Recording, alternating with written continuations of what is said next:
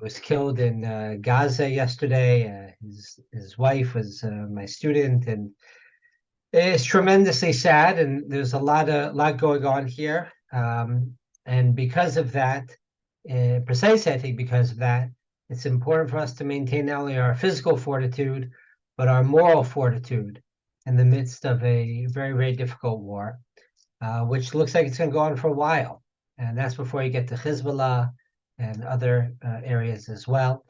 And precisely because of the anticipated length of this war, and whether it's this war or the next conflict, whatever it might be, maintaining an amount of moral fortitude is very critical, particularly in light of the fact of what's going on in the world and the critiques of Israel and genocide claims, the Hague, and all sorts of other types of claims, which, I think on the face of it, many times are just readily dismissible.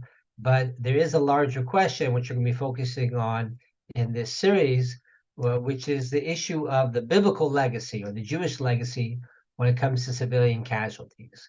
Because in general, when it comes to the issues of ethics of war, there's sort of two different ways we think about them. It's a much broader question about why this is, but there's two different ways we think of. One is why one goes to war. How can you justify going to war? And then there's a second issue, which is really separate, which is when you are in war, how do you fight that war ethically? Okay? And obviously, the issue of civilian casualties is an issue that goes into both, right? Because one question you have to ask is how do you justify going to war when it's going to cause so many civilian casualties? But beyond that, when you're in the war, there's always this dilemma of how do we justify or explain the fact that some people who aren't fighting get harmed greatly, even killed by this warfare. And when it comes for Jews, this issue is a bit more acute because we have to deal with this question with the biblical legacy as well, which clearly accepts warfare with equanimity, if not in favor of it in certain circumstances, but doesn't give us too much when it comes to questions of restraints on war, or the limits on warfare. And the Jewish tradition didn't develop, as it does in other areas of life, a sort of Masorah about thinking about these issues, because for many centuries, we didn't have power. So this dilemma wasn't acute, so it doesn't get discussed. Like if you compare, for example, the work we do in Ematai. So as we've discussed this in other Torah Motion series, so we deal with end-of-life care. So of course, there are many differences between end-of-life care today than there was, let's say, in the 13th century. But we have discussions in the 13th century and many other centuries about how to deal with people towards the end of a life and withholding, withdrawing care, et cetera, et cetera. We just don't really have this when it comes to the issues of the ethics of war.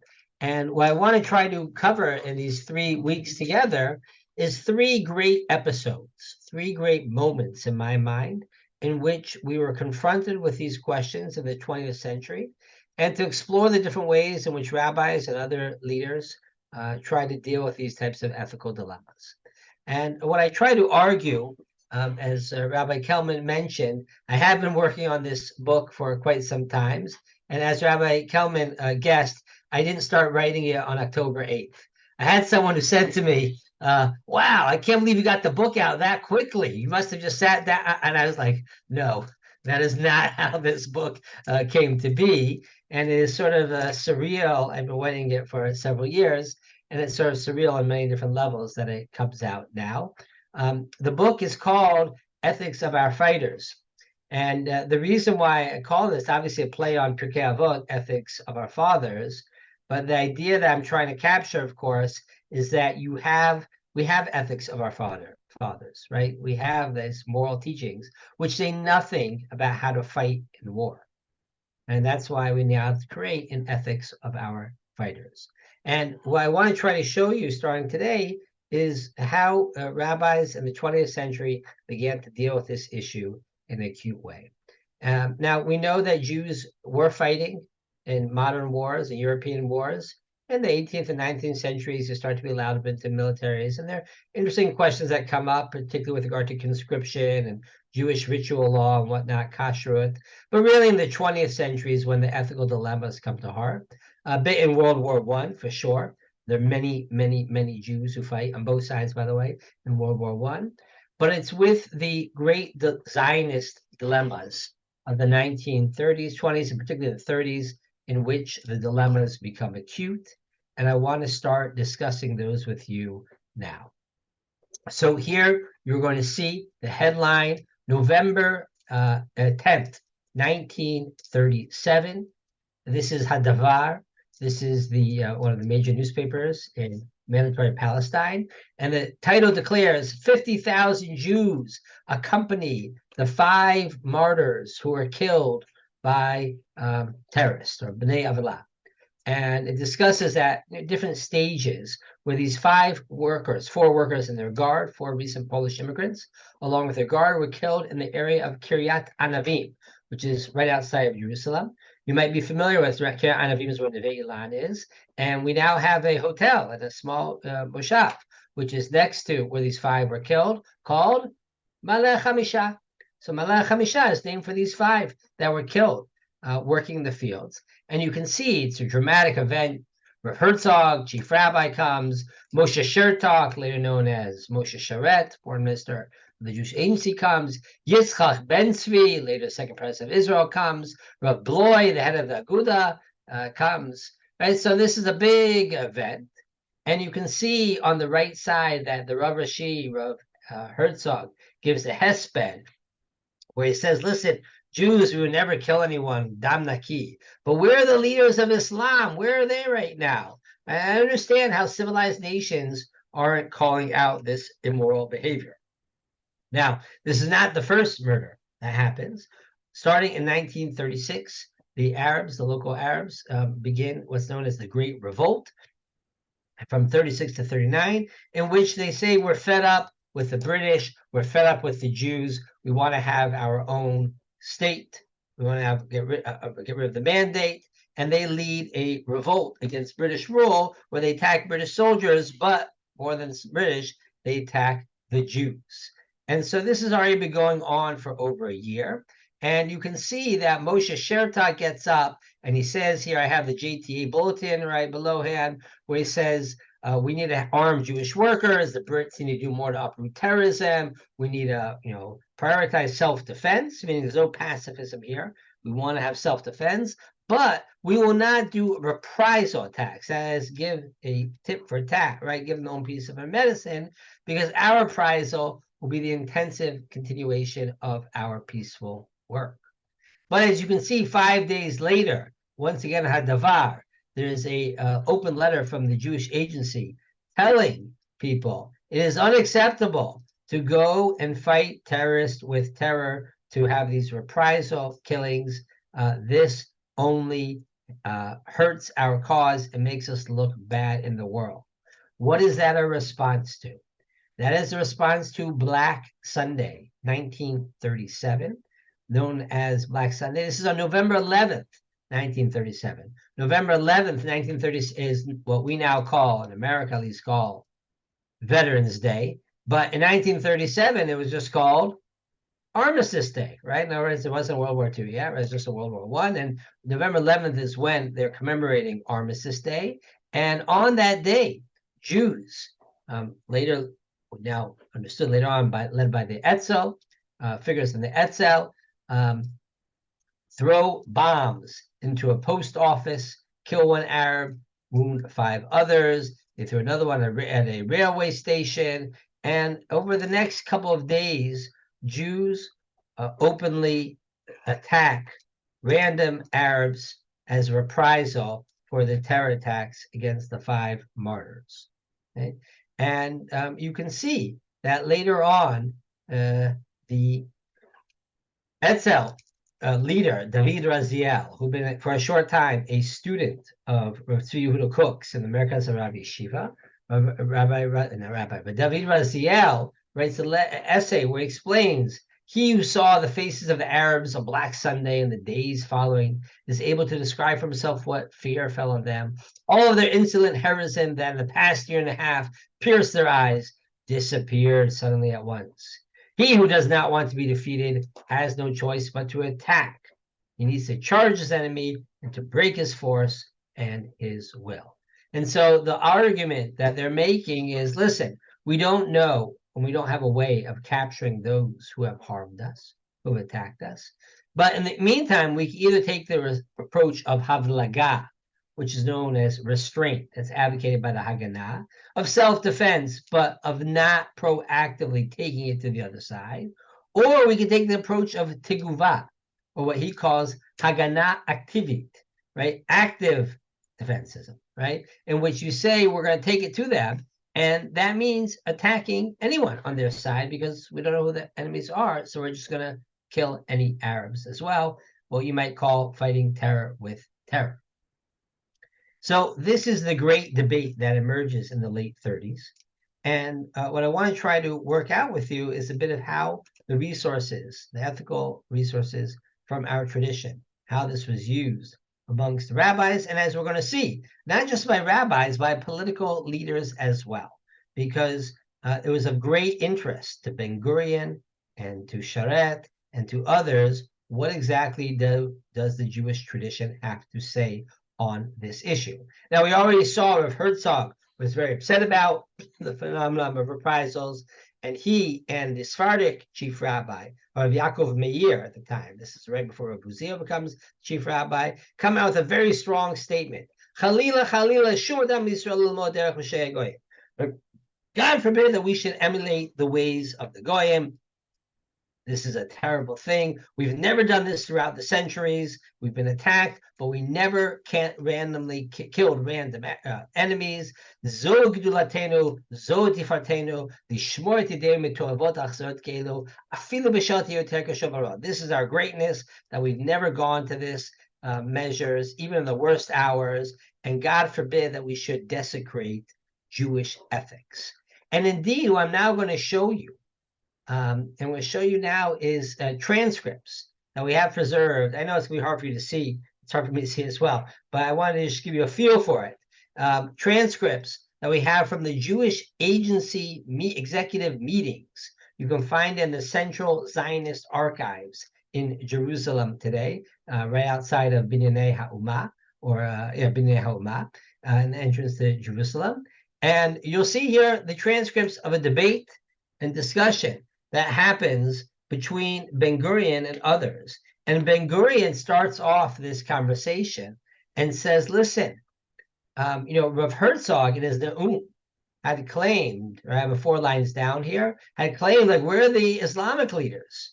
I want to know, Eifo Chachmei Dat Yudim. I want the rabbis to speak out against this, because now the Jews are using the same methods, right? What's going on? They need to tell us. Are we allowed to take revenge by killing Dam Nakir, right? By shedding Dam Nakir? Is it not?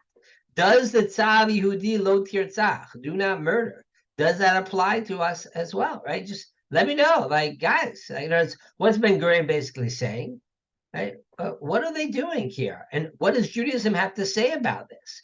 And he's very concerned, first of all, it's linked to anarchy, right? This sense of, like, they're just random, like, gangs, he calls them, that they're going to kill, right? And then he wants to say, but beyond that phenomenon, he says, this is hurting us with the British, this is hurting our reputation. Where are the Jewish leaders? And so standing up in response to Ben Gurion is Rabbi Yehuda Leib Fishman, later known as Rabbi Maimon, who is a member of the Jewish Agency Executive. And Rabbi Fishman goes and says, listen, I agree with you, Ben Gurion. It is dangerous to have dissident groups. It's dangerous for us not to be unified in this circumstance. But I want to ask you, are we right in the approach that we're taking? Meaning it's wrong to have dissident groups. Excuse me. But I want to know, are we right, actually, by the fact that we're not responding? After all, aren't we just raising a generation of cowards?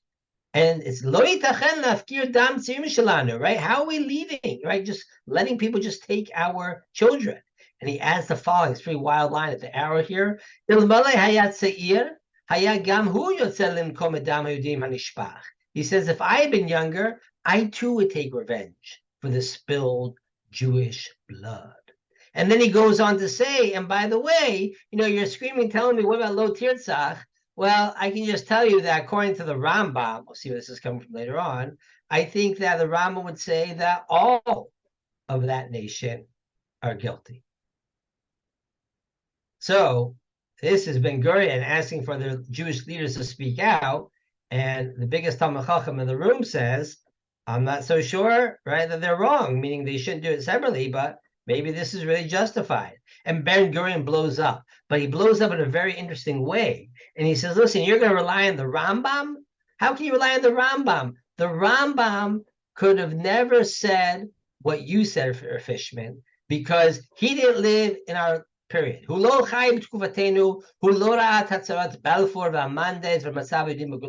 didn't see the Balfour Declaration or the British Mandate or the situation of the Jews and the diaspora. He didn't see the fulfillment of Zionism in our days. You don't know what the Rambam would have said.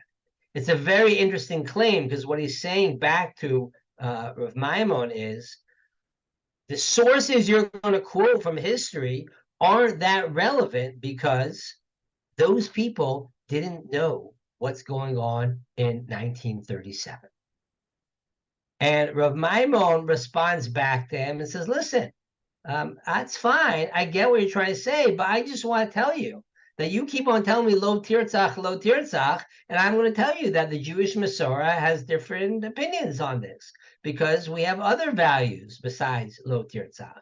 And this keeps on going for the next couple of years as well. And he says, in 1939, this is still going on. And so Rav Maimon says in a Jewish executive meeting once again, he says, you tell me lo tirtzach, I'll quote you the pasuk of lo techayeh ko neshama. The pasuk in Devarim that talks about we should kill out all of the 7 Canaanite nations.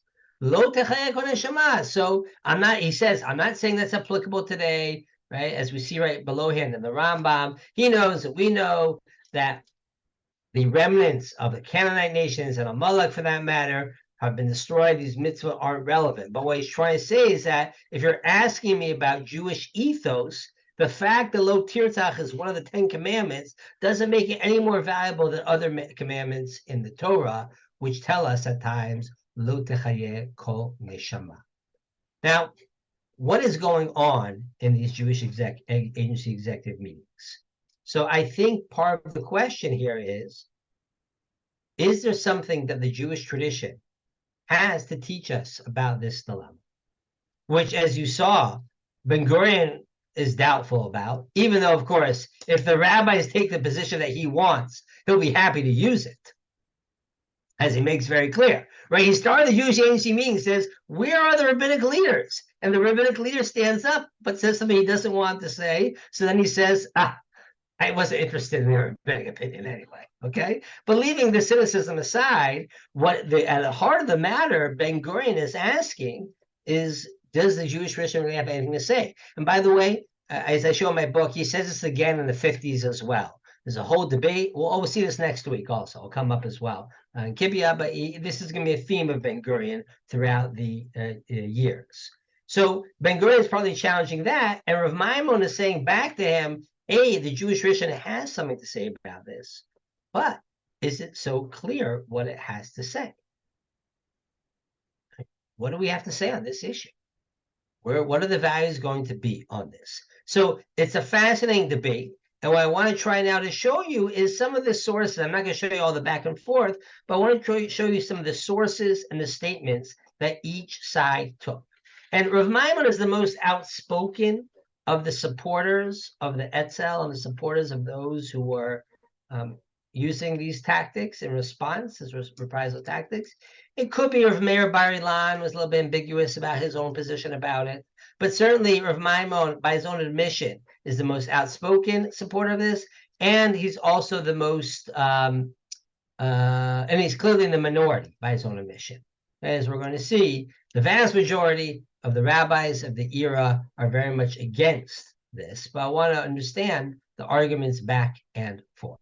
So as we saw, Rav Maimon, Rav Fishman, right, and quoted the Rambam. The Rambam he's referring to is a statement that the Rambam writes in Hilchot Melachim as an explanation about the obligation of the 7 Noahide laws, that all non-Jews have to establish 7 laws, 7 types of law in their jurisdictions, one of which is having a judicial system. And inter alia, he throws in a line here, much disputed, in which the Rambam says the reason why the citizens of Shechem were worthy of being killed, even though it was just their king who had kidnapped, right, Dinah. But he says, but how come then Shimon and Levi go and kill all of them? So he says that they were chayav mita because they didn't fulfill this idea of implementing dinim, of setting up a judicial system. Vehem ra'u v'yadu v'lo danuhu. They knew, the people. They saw what their king had done, and they did nothing. They didn't judge him. This is what the philosophers call responsible bystanders. And so what the Rambam is saying is that as a responsible bystander, they didn't do anything. They have a system. They are chayav mita. And Rav Maimon wants to quote this story from Genesis and say, this proves to us that it's legitimate to attack anyone in the Arab population living in mandatory Palestine because they are doing nothing to stop what their brethren are doing to us. Is this a compelling claim? And I would argue back to you that it's not particularly compelling, because if you look in the later portions of Breshit, it's true in Perek Lamed Daled, in the story of when it comes up. So Yaakov, their father, is very concerned that this is going to endanger him, right? And it's going to lead to some political problems for him. But if you look later in the Torah, later in Sefer Breshit, when Yaakov speaks to his sons, he's highly critical of them. Klei Hamas, right? That's not referring to the terrorist group, of course, right? But Klei Hamas, Mechorotehem, right? He's very critical of them. And as the Ramban explains, what the last word in the Torah is, the last message that Yaakov gives is what they did was wrong. Meaning, contra the Ramban says this is wrong. So says Rav Hirsch, for example. It's very interesting, actually. The Orach Chaim has an interesting explanation where he says that the sons of Yaakov just wanted to kill the kings. But once they came for the kings, what ended up happening was all of the members of their community came to defend them. And once they came to defend them, they were killed as well. But whatever it might be, citing Shechem as a paradigm, it's not so clear that that's a good paradigm, because if you look later in the Torah, they are criticized for their actions. So we have to look for some other potential sources to support. And here Rav Maimon quotes a Gemara in Sanhedrin, which the Gemara tells us that is talking about the context of a plague, right? Think back to Corona. And the Torah tells us, Gemara tells us,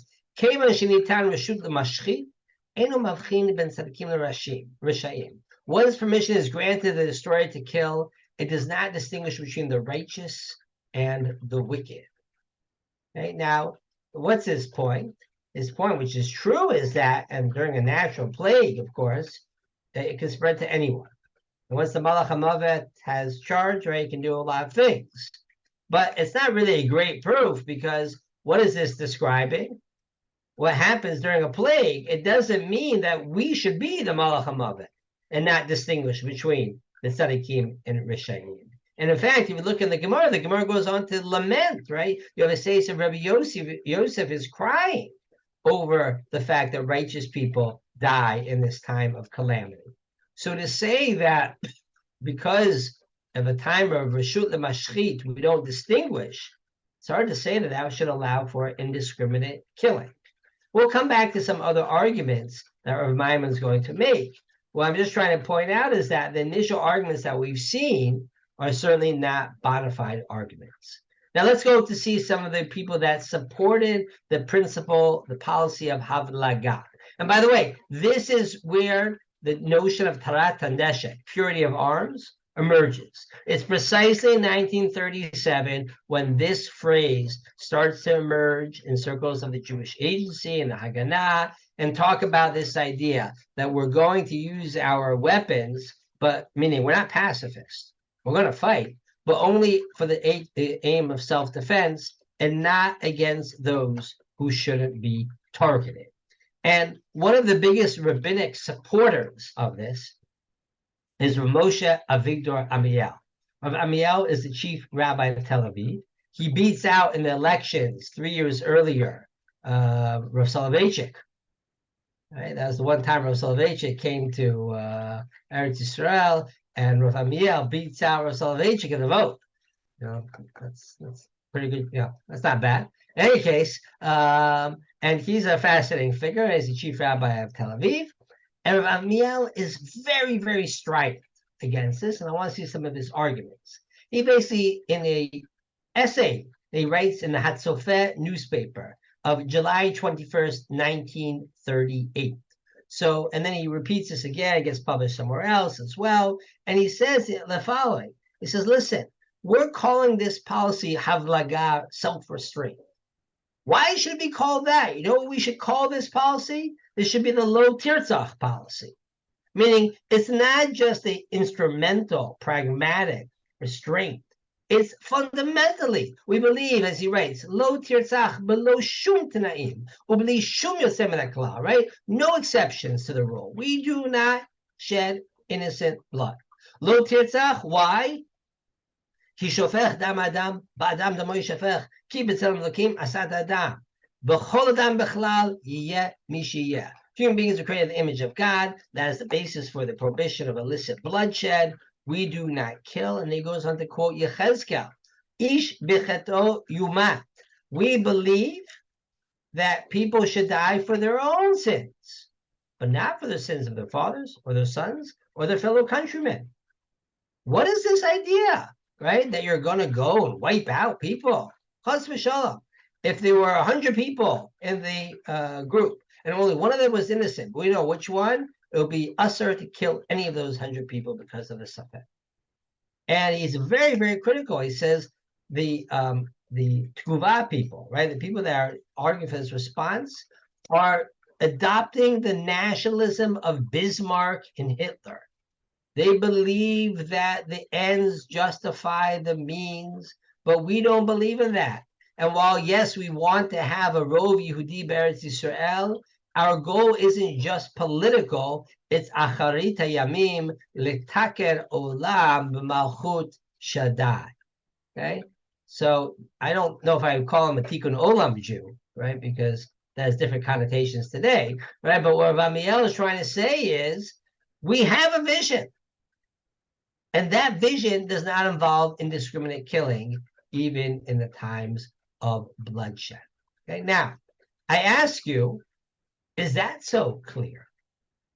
Because while it is true that you could argue that we don't allow for the targeting of non-combatants. By the way, I'm purposely using the term non-combatants as opposed to civilians or innocents, because, you know, given the nature of asymmetric warfare, the nature of terrorist groups and informal groups, it's not always clear where the civilian and non-civilian divide happens. I don't know who's innocent, who's guilty, who's involved. I care about combatants versus non-combatants. And one of the things that the Maharal Miprag points out is that it might be true that we don't hold everyone guilty, right? We don't hold Shechem, for example, guilty, because what are they going to do? They could put their leaders on trial. Like, that's unrealistic. But the Rambam said it makes no sense. But he points out that warfare is not two individuals fighting, but rather it's two collectives, Shnei Umot. And the Torah allows warfare, which inevitably is going to be a collective matter. And so what the Maharal is telling us is that in warfare, the innocent do die, or the non-combatants do die along with them. Now, some like to claim that the Maharal believe that this means you can indiscriminately kill anyone from that area.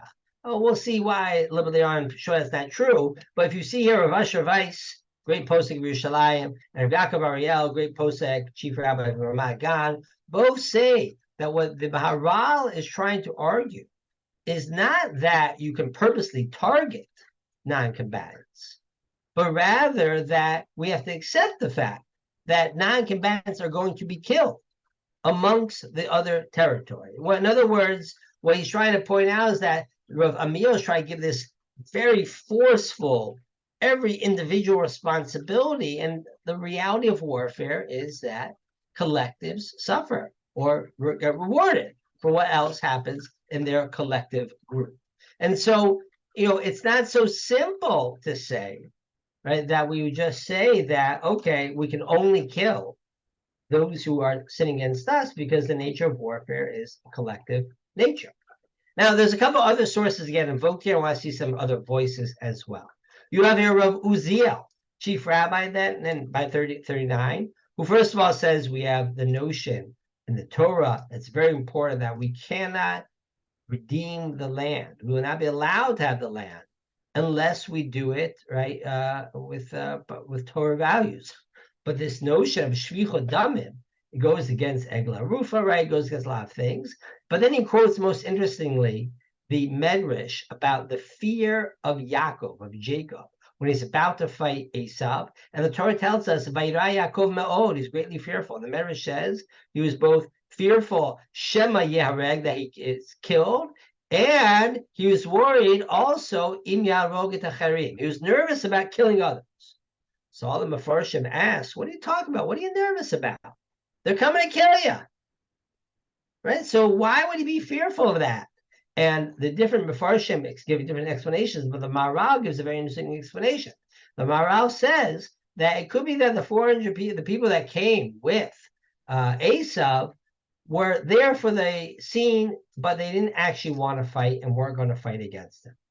And so the Maharal says that Yaakov was worried that he would illicitly kill others who were a part of Esav's collective, but had no intent to kill him. This is two prakim before the Maharal says what he says earlier, which is one of the many reasons why I'm confident that the Maharal never was telling us that you're allowed to simply kill indiscriminately. And the model of Yaakov is one in which we see that we have concerns. We need to be concerned about killing those who do not want to kill us. Now, I want to mention a couple other factors and then see what we get from this debate. So, as I mentioned, Rav Uziel quotes the story of Yaakov, but Rav Herzog, we talked about a little bit earlier as well, also brings up another factor. And Rav Herzog is certainly the most cosmopolitan of the rabbis, the leading rabbis of the time. Right? He's got a PhD. He'd been the chief rabbi of Ireland. Right? He learned the Sorbonne for a while. And Rav Herzog is very mindful. I'm not saying others aren't, but he's very mindful of the factor of Kiddush Hashem and Chilul Hashem.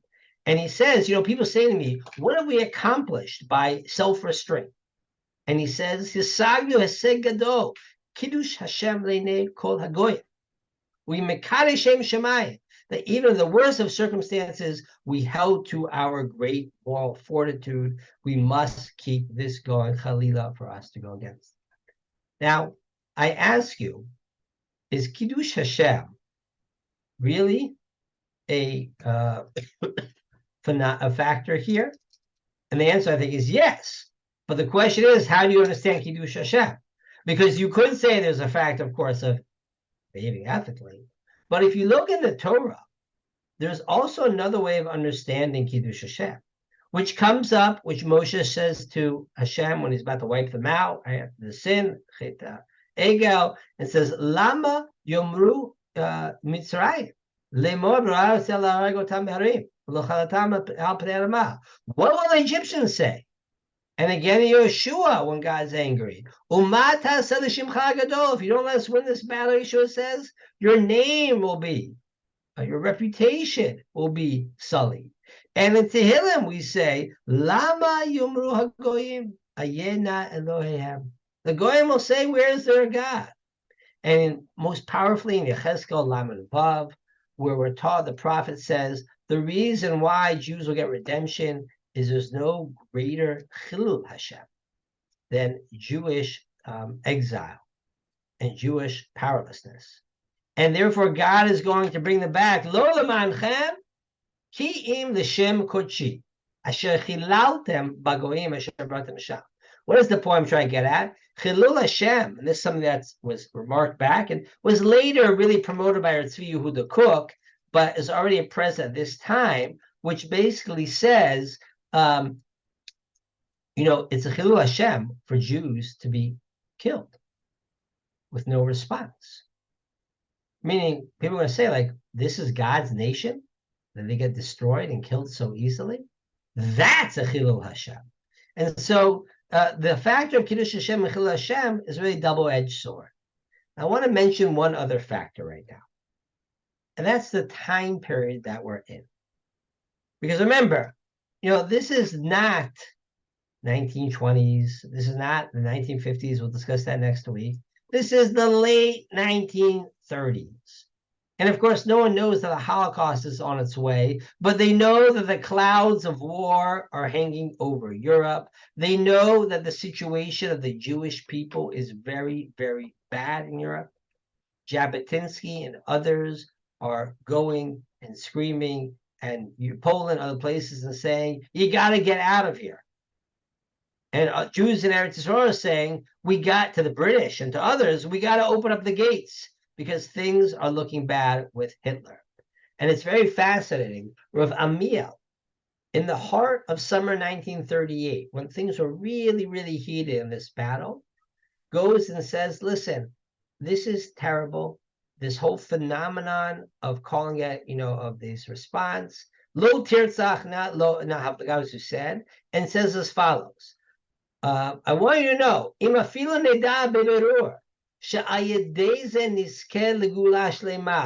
you would tell me that killing random Arabs, meaning fighting terror with terror, if you would bring the Gula Shlema, I'd say to you, we don't want that Gula. And we shouldn't be redeemed with this type of behavior. That's a very strong statement. And that's being a statement that's being said in 1938. And you ask yourself, what Rav Amiel is actually invoking something. He's not intentionally invoking something, but he's invoking an idea which comes up in a Latin phrase, which says, even if the heavens fall, right, I'm not going to go against my moral imperative.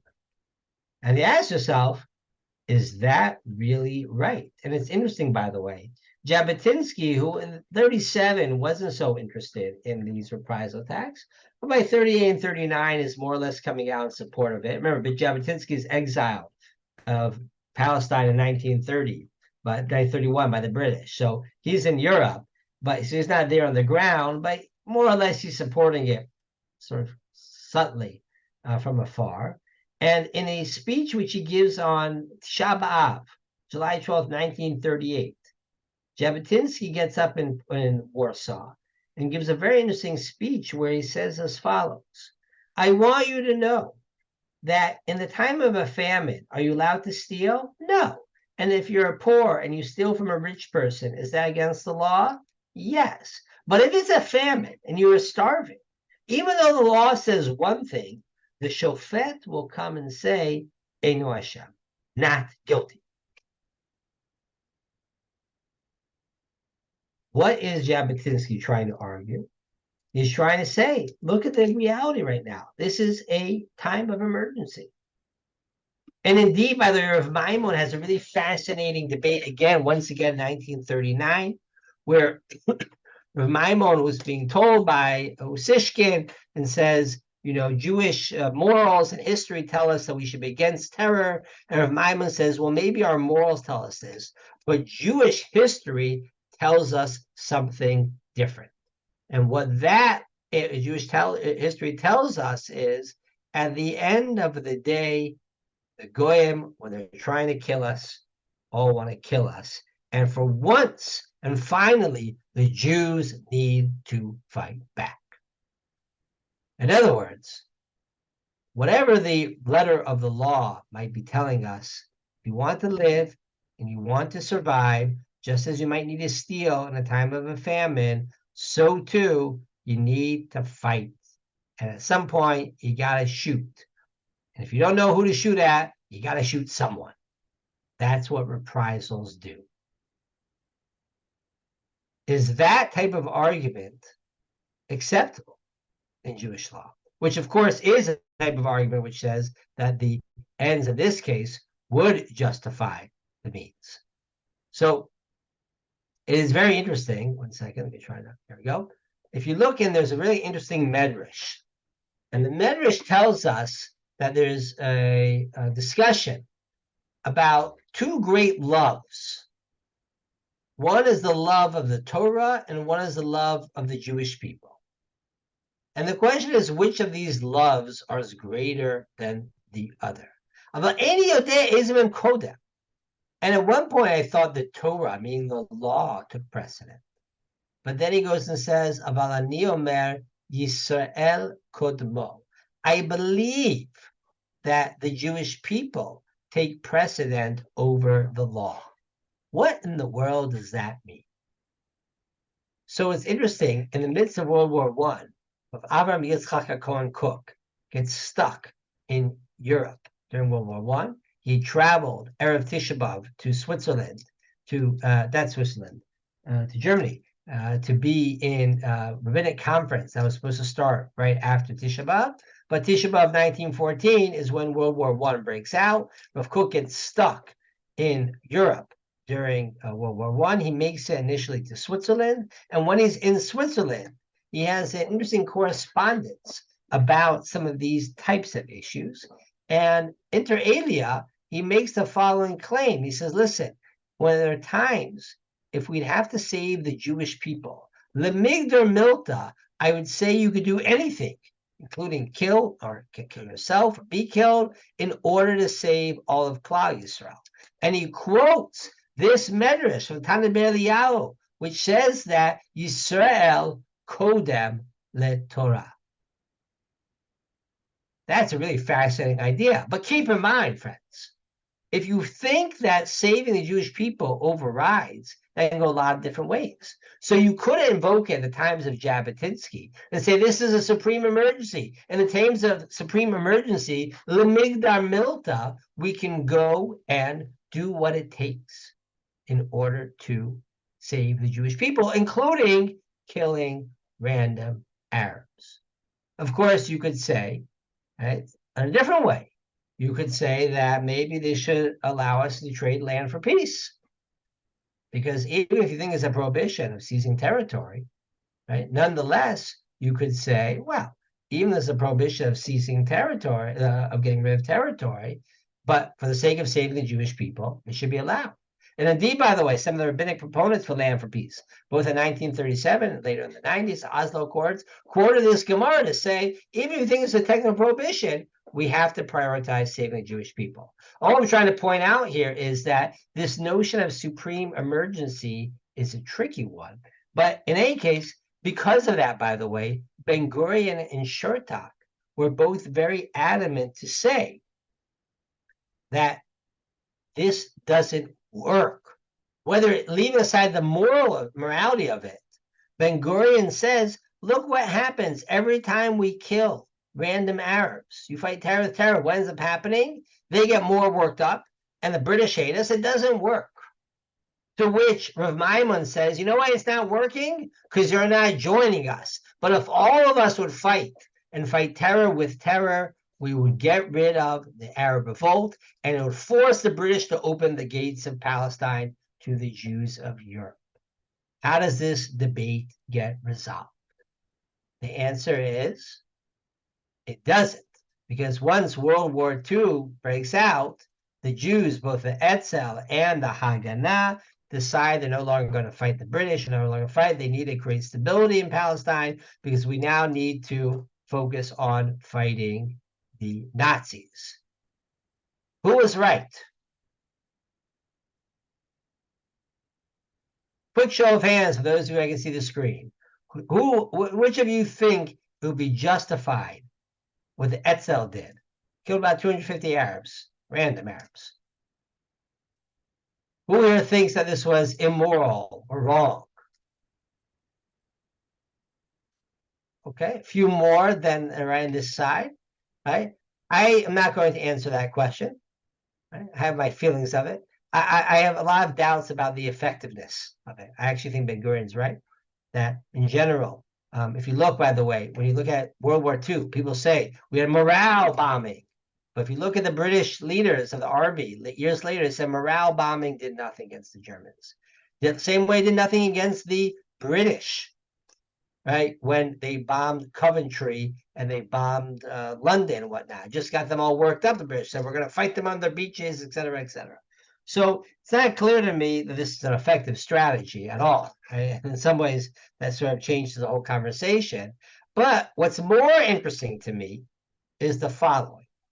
If you look at this debate, did anyone here support, quote, sources that weren't legitimate halachic sources? Right? I mean, if you look at this, look at all the sources that we saw, right? These notions of Chilul Hashem, these notions that Rav Amiel brings up of Tzelem Elokim and you shall not murder and Ish Bechet'o Yumat, individual responsibility, and Tikkun Olam, and our vision of the end of days. But there's also a notion that there is warfare. Warfare is sometimes allowed. Warfare is a collective. We have to not create cowards. We have to support our own people. Kiddush Hashem, Chilul Hashem. All of these are real values.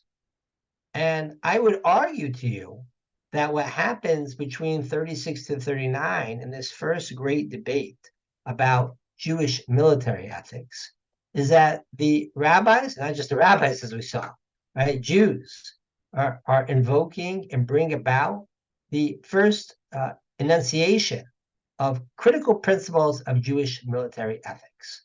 And in my book, I try to develop here the 9 principles of Jewish military ethics, which include that when fighting, we have the dignity of mankind, we have inherent wrong of illicit bloodshed, we have individual responsibility, we have vision of world peace. But we also understand that warfare is necessary to pursue justice.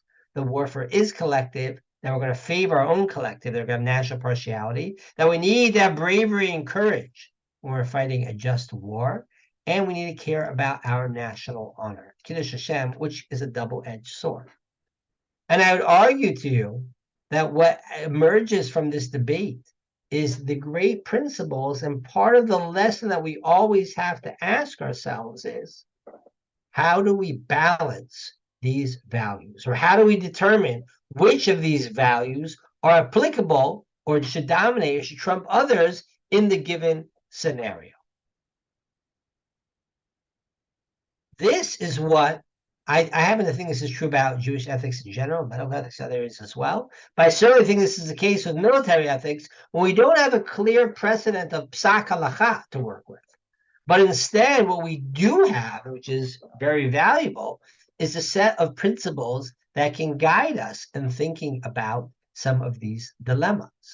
And so my argument is to say that we developed during this time period a critical set of tools. And what I believe makes something a Jewish perspective is when I know that people are taking into account these different principles in their calculations. Of course, people are going to disagree about how to prioritize and how to balance these values, which was applicable, but that's going to happen always. So that's why we have a lot of machloket in Judaism. But the idea of saying that you should take into account these values in general is very, very critical in my mind, because that's what Judaism espouses when it comes to ethical issues. It's a multi-value framework. And what fundamentalists get wrong in both directions is they only speak about one value or not the other. So if you just care about we should win, that's it. then all that you're going to end up happening is taking one value in mind and not keeping to value other values. But the same way when sometimes these human rights groups or whatnot say no murder, no killing of anyone who's not fighting can be justified, they're only taking into account one type of view of one value without taking into account other values as well.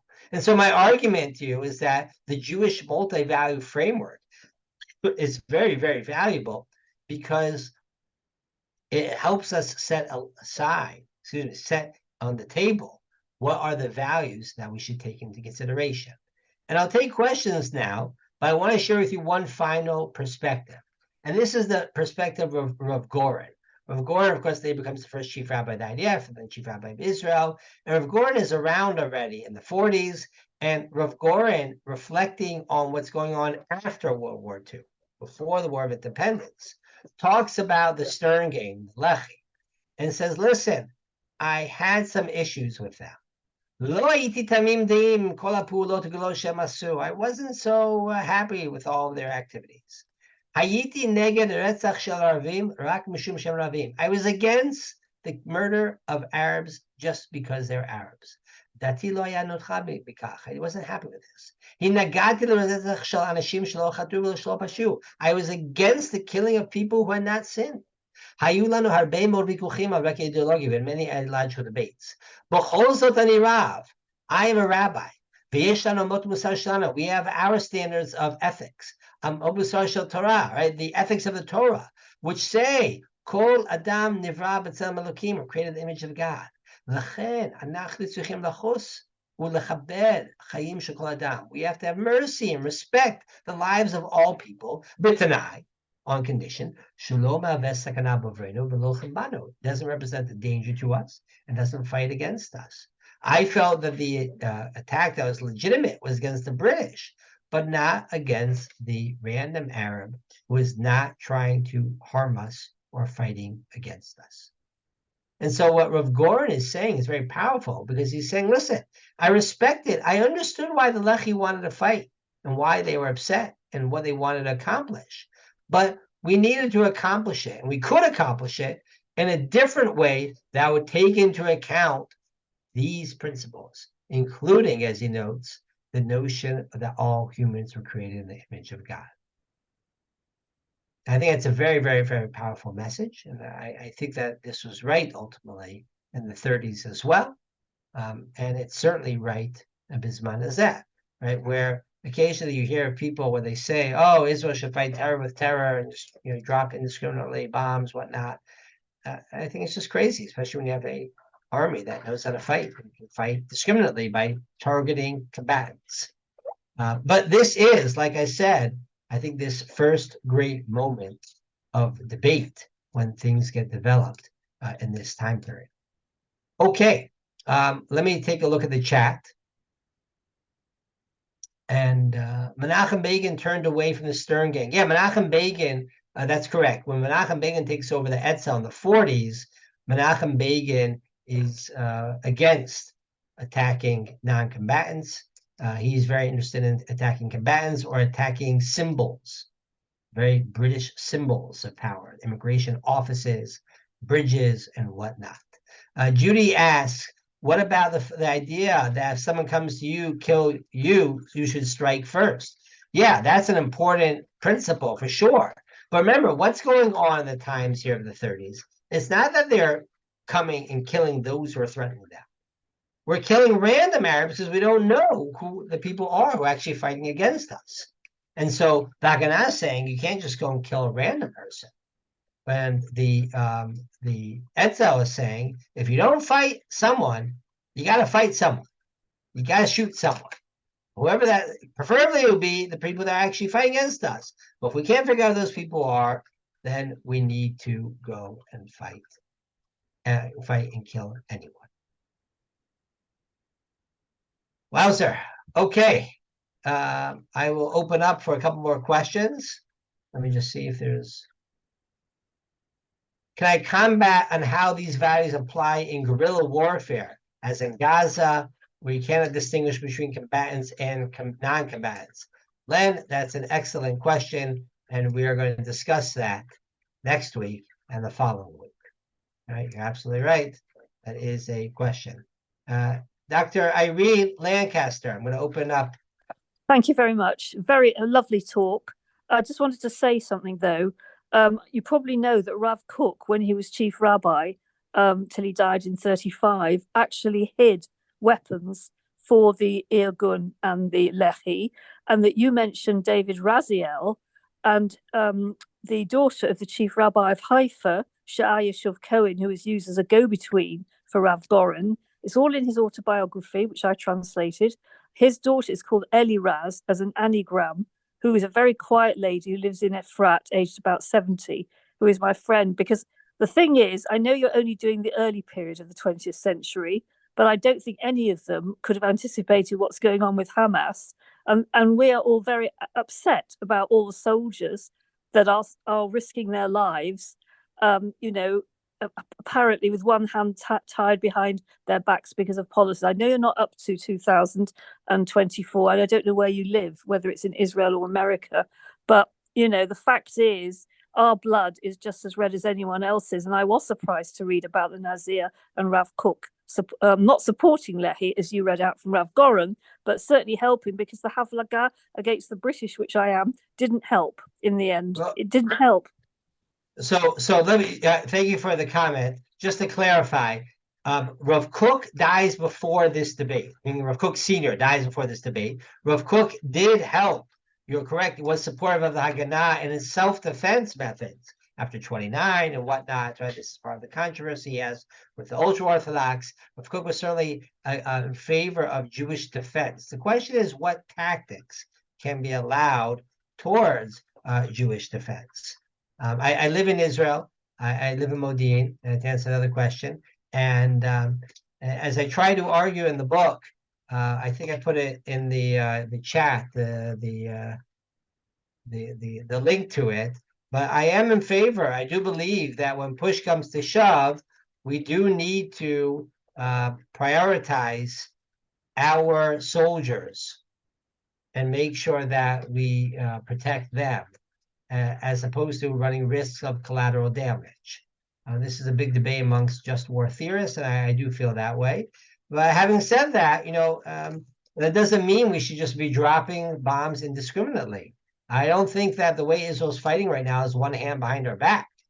In the current case right now, I don't think that's it. I mean, the bigger issue we have is that we have to worry about killing captives, which is a massive issue, which is a matter of debate. But okay, but I really, the issues you're bringing up are going to come up more again in the next couple of weeks as well. So don't worry. We're just getting warmed up here. Just getting warmed up. But I appreciate it. Okay, did I miss Susanna? Were you trying to, or is there someone else who's?